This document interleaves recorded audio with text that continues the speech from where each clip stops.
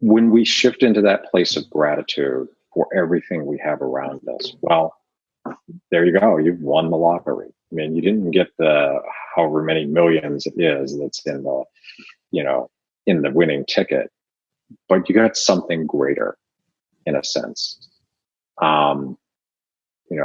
Coming from a place of scarcity and winning the lottery feels good, but then you wind up going back to that place of scarcity. When you shift over into that place of gratitude for everything that is available to you now, even that person who upset you so that you could work with your feelings, then it's really hitting the jackpot, because that's something you can't lose. Welcome to the Gratitude Podcast on www.georgianbenta.com, where you'll hear a new story each week that will inspire more gratitude in your own life. Our mission is to inspire 100,000 people to discover how to feel gratitude and live a happy life through the amazing life stories of our successful guests and their actionable tips. And now, the host of our podcast, Georgian Benta. Hi, Gratitude Seeker. Welcome to this new episode of the Gratitude Podcast.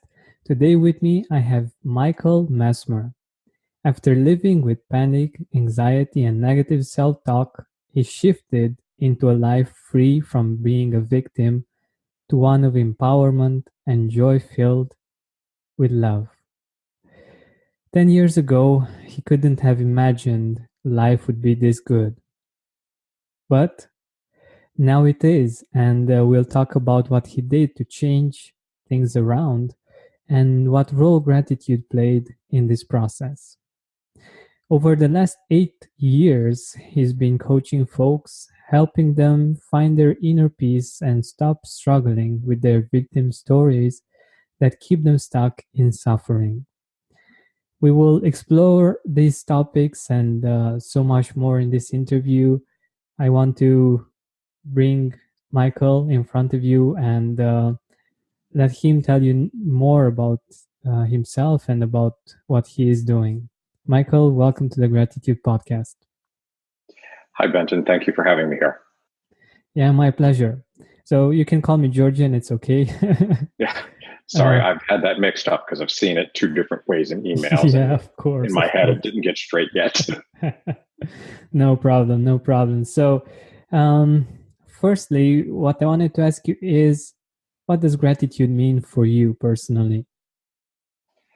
Gratitude for me isn't just that sense of, I have to say please and thank you like we were taught when we were kids. And I really kind of remember that, you'd get a gift from someone and mom would say, well, tell them thank you. And you'd say it, but you didn't really know what it meant. And what it means for me now is to really appreciate the value of interactions, of the interdependence of the world around us, whether it's, with people that we know, people that we don't know, so strangers that you might meet, but also with the earth and, the universe, if you will. And I know that sounds a little woo-woo, but really, without the sun, we wouldn't be here. So we really have to have a deep appreciation for its light, its heat, for the way that brings us food, warmth, the ability to live and have the life that we do. Without it, we'd be nowhere. And then, of course, there are all the relationships that we have. I have a girlfriend, and she is just wonderful. Lauren really helps me in a lot of ways to kind of keep my head on straight some days, but also to be able to appreciate just the very little things that she does, like when I go over to her house, what she has available or the time that she spends with me.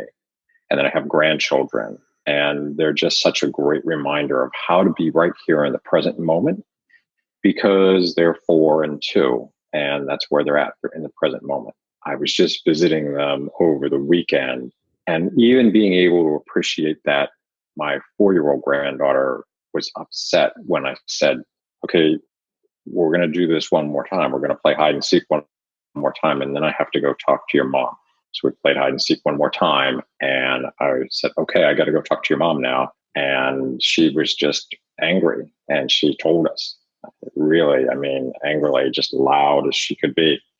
And what I appreciated about that was that she could feel her feelings in that moment. And then I was able to appreciate how my daughter handled that. Okay, you're angry, she said. You could be angry right now. Instead of trying to quell her emotions, just allow that to play out, and then it's gone and she moves on with her day. So I was really able to appreciate how that interaction daughter gave to her daughter in terms of allowing her to have her feelings. So appreciation is really about noticing just everything and what our interdependence is with it, how we feel about it, how we play a part in whatever is going on.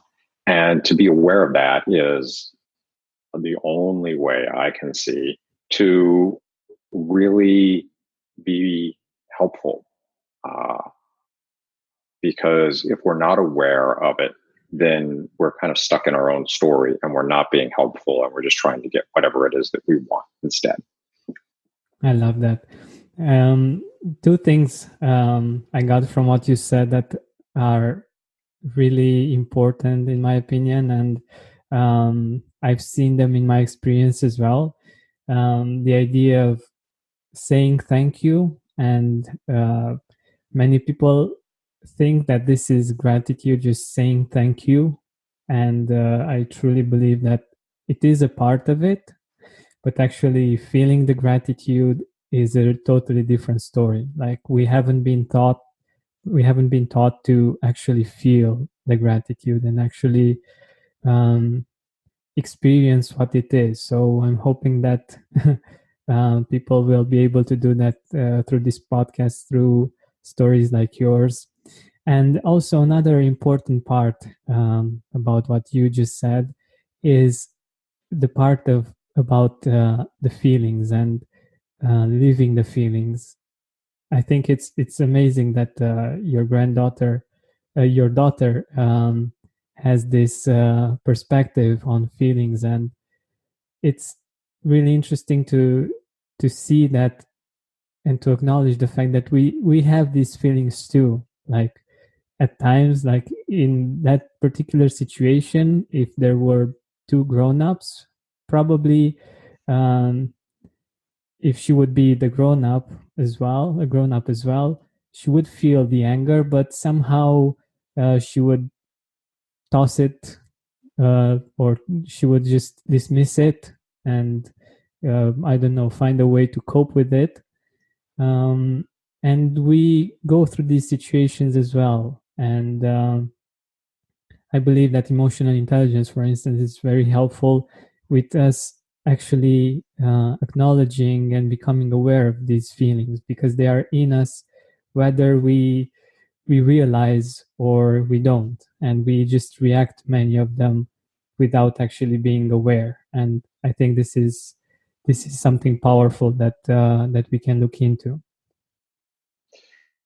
Yeah, I absolutely agree with that. What's interesting about it is you talked about dismissing feelings. And when something comes up that's uncomfortable for us and we dismiss it or we try to hide it or we distract ourselves from it, it's often that we've been taught that it's not okay to feel that way, that feeling that way is bad or unacceptable to other people. And usually we learn that when we're kids. And so that becomes this background program that runs below our awareness level. And so we try to push things like anger or sadness or grief away. And then it builds up and we tend to explode. It comes out in unhealthy ways.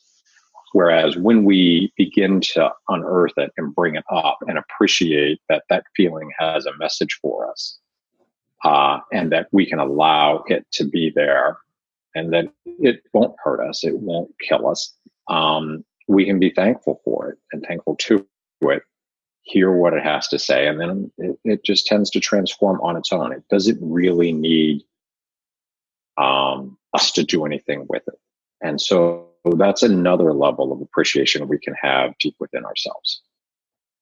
Yeah, I totally believe it, and I know that you are an EFT coach, and it has been the tool that we've used when we organized emotional intelligence groups here in Cluj.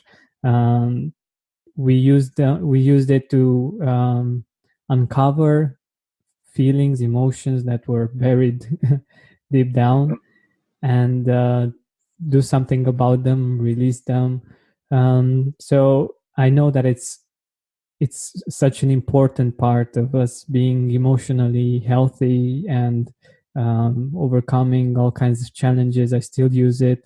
Can you tell us a little bit about EFT and emotional healing? Sure. Yeah. Um, I came to EFT because I had all that anxiety. And I just had a friend who said, well, why don't you try my therapist? And I was like, oh, another therapist, right? But I knew I had to do something. I was so sick of feeling that way. And this therapist told me about this tapping thing. And, that I would tap on these points and I would feel better. And of course, at the time, I wasn't very grateful for anything. I was kind of like skeptical about everything. And I just thought, I am not doing that. That is crazy. And I left. But what I came to was, I've suffered with this all this time. It's been like 20 years I'd had panic and anxiety. I should probably give this a try because nothing else has worked. And I was so surprised that when we worked on one small issue that I was angry about, that I started laughing about it and I couldn't get upset about it again. And then I began to use it with the therapist even more and on my own. And so what happens is, like I was saying, when we allow our feelings to be right there in front of us, that's really hard for people to do because we've been taught not to feel our feelings. So when you do the EFT, you are focused on the negative feeling and you're tapping on meridian endpoints or acupuncture points to kind of send another signal into your body. It's a calming signal. So let's say anger comes up and it's uncomfortable and you want to dismiss it. But when you tap through it, instead of dismiss it, you're focusing on it. You're saying it's okay that it's there. And then it has that ability to transform on its own. Plus, internally, physically in the body, the signal you're giving calms the nervous system. So the parasympathetic nervous system comes in and says, oh, okay, everything's all right after one or two or three or more rounds of tapping. And that feeling subsides and something else tends to rise up in its place, something that feels better.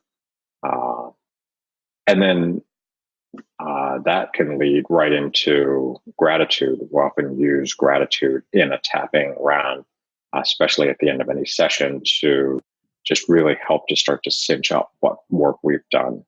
So the tapping really has this great effect of stating the problem and saying, it's okay that it's here. I'm okay, even though there's this anger or this sadness or this grief.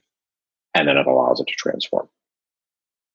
I love it. I think it's a really powerful tool, and I've done it many times. And the thing is like this: when you try to feel grateful and you're in a state of depression or anxiety or grief, it's not really too easy to get to that feeling of gratitude unless you do something about the underlying feeling. Of course, one important step is to feel it, to give yourself the permission to feel it and to have the courage to go into that feeling and not repress it. But going forward, EFT is really a great technique. By the way, I know this might be too spontaneous, but could we do a round of EFT, and maybe our listeners will be able to do so as well with us? Sure. Yeah, I think that would be great. Did you have something specific you wanted me to use EFT for? Or I imagine it was general, not personal. Yeah. So I don't know, just for some kind of negative feeling. I don't know if it's something particular. Mhm. Maybe, I don't know, people are usually going to work and listening to the podcast. Maybe that would be something useful for our listeners. But also, what would be important is to, so I know the tapping points, of course, but Yeah. it would be great if you could say a few words about where they need to tap as well. And we can do this Yes. together and see how it goes. Okay, sure. So, I'm going to just kind of use anger as an example. And maybe somebody's angry at a friend or at something that happened at home this morning because they're on their way to work. And they're now thinking about it, even though they're listening to the podcast. But it could be any kind of a feeling that's intense that comes up and or situation. So to start with, they're going to tap on the side of their hand below their pinky, where if you were to imagine you were making a karate chop and you were going to chop a board in half with your hand if you were into karate. And it's that fleshy part of the hand there. And as they tap there, they're just going to say something like, even though I have this anger about this situation, when they say it to themselves, they can just actually name the situation. So even though I'm angry because I spilled my coffee this morning all over my shirt and I had to go change it, this actually happened to me the other day. um, I deeply and completely accept myself. So just what I had said before about that, here's this situation, I'm upset, but I don't want to be upset about it. And I'm okay. That's exactly what we're saying there. And then you say that 3 times, even though I'm angry about spilling the coffee this morning and I have to go change my shirt, I deeply and completely accept myself. Even though I'm angry about spilling the coffee this morning and I have to go change my shirt, and now I'm going to be late for work and I'm frustrated on top of it. So you see how that builds. I deeply and completely accept myself. And once you've said that 3 times, then the way that I do it is I start by tapping on the crown of my head. And you're just going to repeat the situation. I'm so angry. I spilled the coffee on my shirt and I have to go change my shirt. And now I'm going to be late for work. I'm so frustrated about that. And then there's a point along the eyebrow where if you're right above the bridge of the nose, it's just the edge of the eyebrow. And as you're tapping there, you repeat again, I'm so angry I spilled the coffee on my shirt. How could I have been so stupid? Uh, and now I'm going to be late for work. And on the side of the eye, I'm running so late for work for changing myself. And that side of the eye point is really along the bone at the corner of the eye on the side of the face. And then the top of the cheekbone. I'm so angry about spilling this coffee. How could I have been so stupid? Why would I have done that? I should be more careful. And then directly under the nose, I am so angry about this. I wish I had just been more careful this morning. I made myself late for work. And then the chin point, which is the crease just below the lip. I'm so angry about this coffee spill. I was feeling so stupid after I did it. I made myself late for work and I had to change my shirt. And it was my favorite shirt. And then the collarbone point is just really tapping alongside the collarbone on either side. I'm so angry. I still wished I hadn't done that. I can't believe I was so careless this morning. And then under the arm, which really, if you put your hand on the side wall of your chest, it's just a couple inches down below the armpit. And you're tapping saying, I wished I had not spilled that. I'm so angry about it. How could I have been so stupid? And that's usually the last point. I actually use a last point if you're tapping right at the last rib.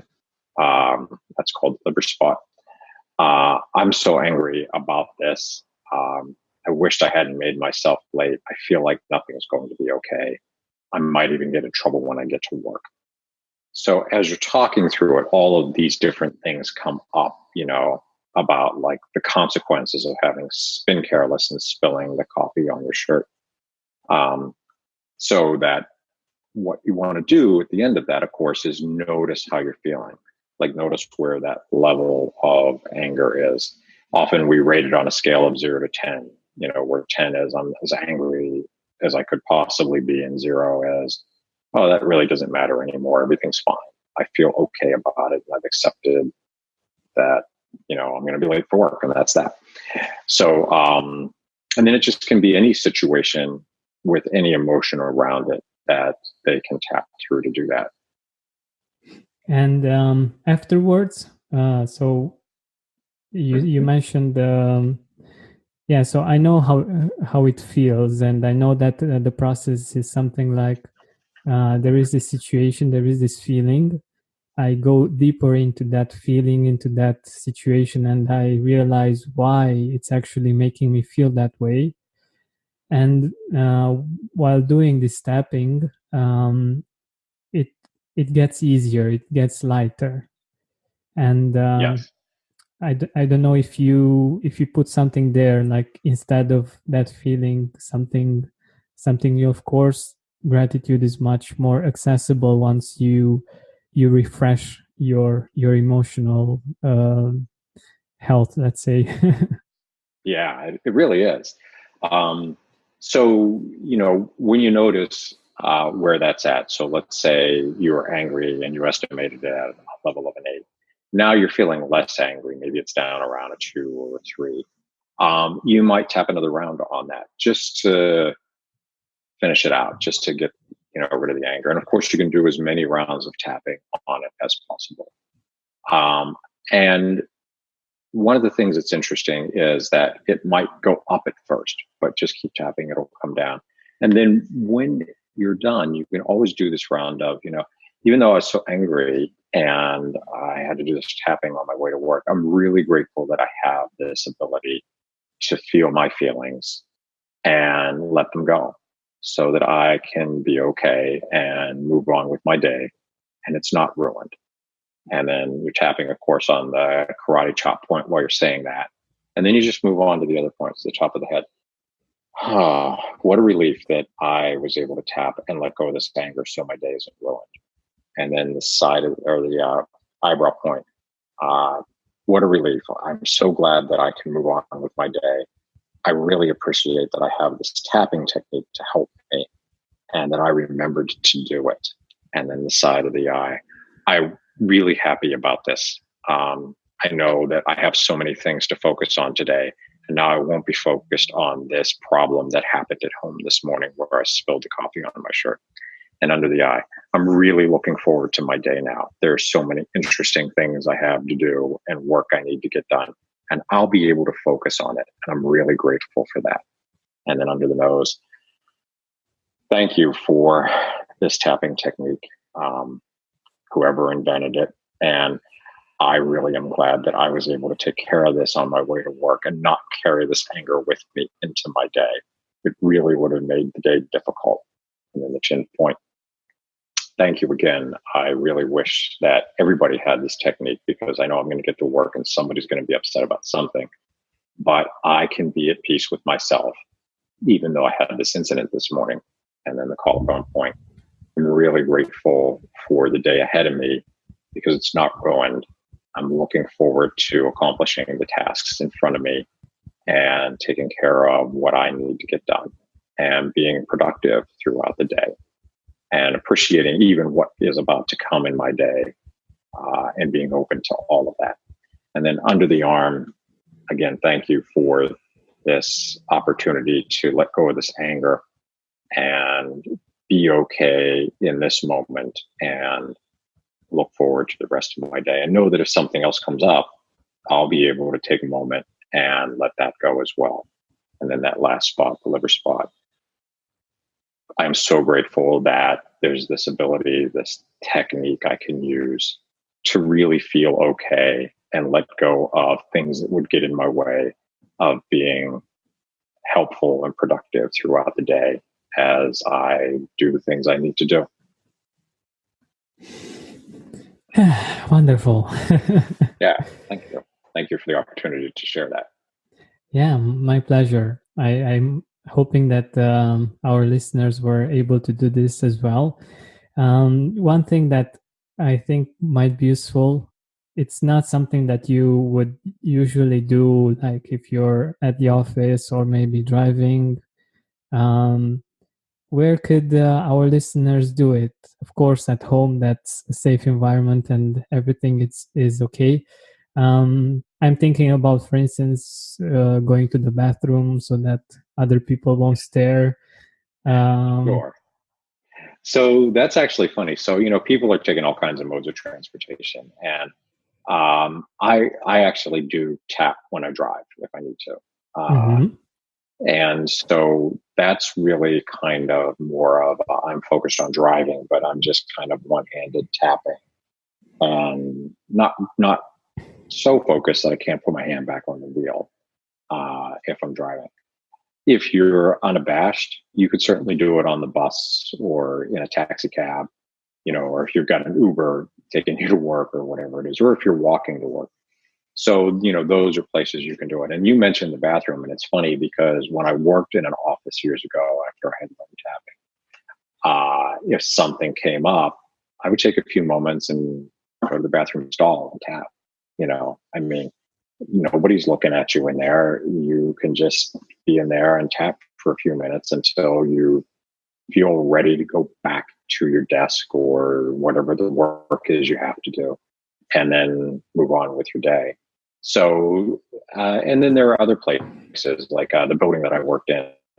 Um, there were, there was a parking garage. So sometimes I would go out in the parking garage and do that. I remember actually taking a coworker with a migraine out into the parking garage and helping her with that. And we just kind of went to a private corner of the parking garage. Nobody could see what was going on. And we did this tapping, and she was able to return to work and felt much better after that. So there are just kind of looking for these little places, maybe a conference room if there's an empty conference room without windows, and shut the door. So you can kind of build about that. The other interesting thing is you can tap on your fingers, and there are meridian points there. So if you're at your desk, you can just kind of tap with both fingers on both sides of your fingers, so that you don't have to worry about where that meridian point is so much. And just think to yourself what the problem is, what you're angry about, what you're sad about, whatever it is that's come up as you're saying those things to yourself in your head. And then it's not so obvious. And you can, even if you're confronted in a meeting, be doing that in your lap under the desk while you're coming back to presence and listening to what's going on. Because, there are so many personalities and offices and whatnot that, there can be kind of like this firing back and forth at times, and some upset may rise up, and that can be really helpful in a meeting. So there's a number of places that you can just go and tap and that are available. Yeah, I think this is really useful. I didn't know about the finger tapping. And yeah, sometimes you can't do the normal tapping, the classical one. And having this is really useful because we don't really have too much education on how to deal with emotions. Like many times, uh, these emotions that are not dealt with, like you said, may come up uh, in situations where we don't want them to come up. All Also, they might lead to addictions of different kinds that are not healthy for us as well. And dealing with them as soon as possible, I think this is something very useful for us. And of course, like we did the tapping a few minutes ago, the fact that we can do something with those negative emotions opens up opens us up to gratitude, to feeling the positive emotions, and to experiencing better things in our life. Because otherwise we have the tendency to react, right? Like to be really reactive, like when we're angry, Mm-hmm. for instance, and to do stupid things basically. Right. Absolutely. Yeah. Reactionary modes, we often do, like you said, stupid things. And they're usually pointed outwards at someone else in a sense of blame. Um, when we tap, we can turn that around. So if someone has said or done something that's triggered us inside, after we've done the tapping, after we've gotten back through that emotion. One of the things that we can really be grateful for is that they presented us with a situation where we could look inside ourselves and take responsibility for our own emotions and even the source of that and work with that. So they're really providing us with an opportunity. When we're just stuck in that reactionary mode, we're often blaming the other person. It's their fault I feel this way. And really, no one can make you feel any particular way, especially as an adult. And it just becomes this sense of, after we've done the work, I'm really grateful that person did that because I didn't know that was brewing inside of me. And so you can feel the appreciation then of what they did for you, even if they said something nasty, or were inappropriate in some way. But when those feelings are processed, then you can have the gratitude for that. Our tendency is, of course, at times at least, to blame other people, but there is such power in taking responsibility. And I'm not talking about blame, I'm talking about the responsibility for our emotions and for our reactions, because that is within our power, within our responsibility, and we can do something about them. And that, when we think about that and we do it, it's quite amazing. Like, we feel that we can do so many things, and that the exterior and other people really can't make us feel one way or another. And it's really powerful. But can you tell us a little bit about abundance and gratitude? Like, I Sure. know that you have some interesting ideas about this, and I would love to hear your thoughts about this. Yeah, one of the things that gratitude and appreciation leads us to is a sense of abundance. So oftentimes we were talking about being in that reactionary mode, and you mentioned how I had felt like a victim for so many years. When we're in that victim state, we feel like there's not enough for us, or we're not enough ourselves, and we can't see it, because we're actually inside that experience. Once we're able to step outside that experience with whatever method you use, EFT obviously is a great one to work with those things, and begin to appreciate our own abilities, our own relationships, and what there really is around us, it's like we've already hit the jackpot. So if you think about somebody who's feeling a real sense of scarcity, and maybe they're spending money on gambling. And one of the things I can think of is like the lotteries. I have known people who would buy lottery tickets, and you could see it was a little bit of a joke, but they really hoped they would win the lottery and it would solve all of their problems. When we shift into that place of gratitude for everything we have around us, well, there you go. You've won the lottery. I mean, you didn't get the however many millions it is that's in the, in the winning ticket, but you got something greater in a sense.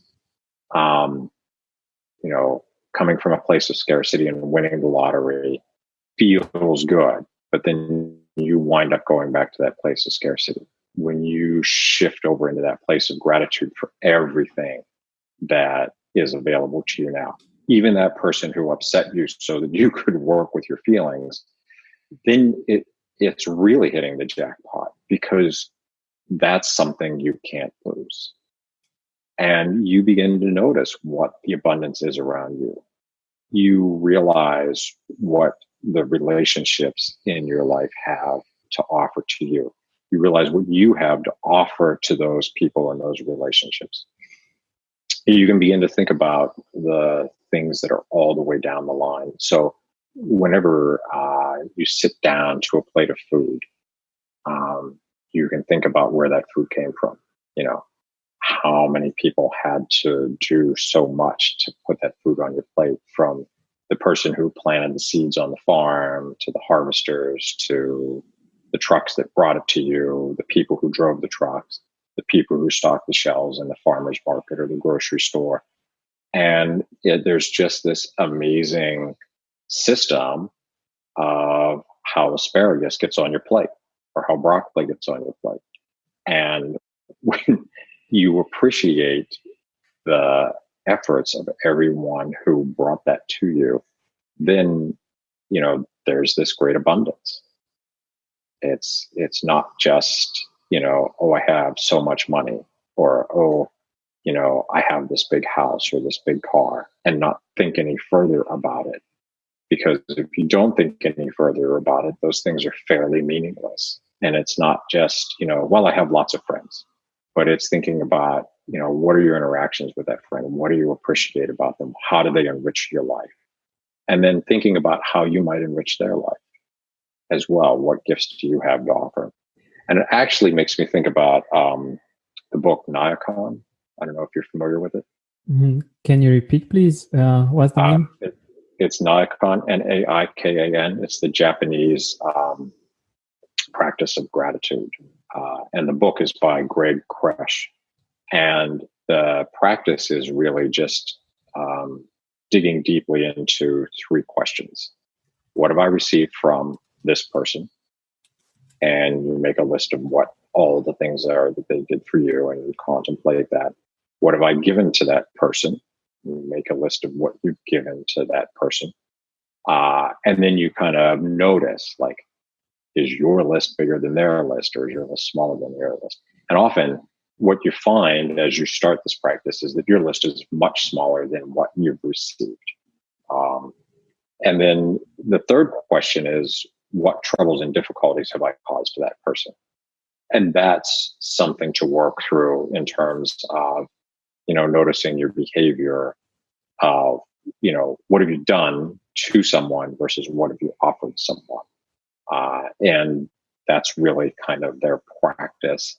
And it's a pretty deep practice. Like, they'll spend a week in a retreat. And this Greg Kresh actually runs some of these retreats where people will spend a week doing this, and they just contemplate this in silence as they go through each person in their life. I might have gotten a little far away from your question, but wherever that came from, that led me to thinking about that book. And that book was really helpful to me in terms of just noticing what are my interactions with all the people that, I've met in my life. And of course, I haven't done it with all the people. That's a pretty big task, but with quite a lot of them I have. Yeah, no problem. It's really a great idea, and I didn't know about this, so I will definitely look into it. We are nearing the end of our time together, and I wanted to ask you, who are you grateful for? Who are the people in your life that made the difference that you're grateful for? Yeah, well, earlier, we mentioned my granddaughters, who just always remind me to be in the present moment, because that's right where they're at. I'm obviously grateful for my girlfriend Laura and my children. Yeah, one of the things I'm grateful for my children for are they constantly challenged me. We had this blind rule growing up for me that was you weren't allowed to sing at the supper table. And I was one of 6 kids, and I think the rule was about just trying to quell the chaos at the supper table. But I took that rule, and my kids would sing at the supper table, and I only had 3 kids. Like, you're not allowed to sing at the supper table. Don't do that. And they challenged me one day, and they did this a lot throughout their growing up. Well, why aren't we allowed to sing at the supper table? And I'm sitting there thinking to myself, well, why not? And then I had to process that. And then the next thing you know, we're all singing songs at the supper table, and having fun with it. And it really kind of like transformed suppers in a way for us that they challenged me on that. So I really appreciate them for, everything that I was able to learn. They really put a mirror in front of me, in a sense, to look at my own crazy stuff in my head and go, oh yeah, that's really kind of silly and not true. And just appreciate them for that. And I have some business associates that have really helped me along the way, just really pushed me to, you know, get back into this and do the things I need to do as well. And so I really appreciate their support and their pushiness and their efforts, and the ability to meet with them and have them as friends. So those are a few people. There are many more. Yeah, I'm sure. So thank you so much for sharing your list of people you're grateful for and your story. I really appreciate that. Where can our audience find you? Where can our audience see your work? Sure. So my website's michaelmessmer.com. And that's currently where I've built out the offerings that I have in terms of EFT coaching. So that's the main place they can find me. I'm on Facebook as well. I can't really think of the right link for that, but I'll send it to you. Mm-hmm. Okay, we will have it in the show notes page. Sure, good. So, you know, those are a couple places that they can find me. And I think those are actually the perfect places if they're looking for me to find out about me a little more and contact me if they wish. And you have there also something about abundance and gratitude, I think. Yeah. So I created a report called Abundance Through Gratitude. And it's a several-page report that can be downloaded for free. And I can get you the link for that as well if you're interested. Yeah, sure. Okay, great. Awesome. I'll send that off to you after we're done with the show. Perfect. Thank you so much for being here with us and for sharing so much of your wisdom, experience, and stories. I really appreciate it. And I hope you will have an amazing day today. Thank you, George. And I really appreciate your taking the time to have me on your show. It's always good. In fact, it really feels good to just talk about this stuff and kind of bring even, you know, not just for your audience, but for me and you, that feeling of gratitude and appreciation right there in front of us. Exactly. Thank you. Thank you for listening to our weekly podcast. Help us reach our goal of inspiring 100,000 people by sharing this podcast with your loved ones, with your Facebook friends. And if you loved this episode, please write a review on iTunes.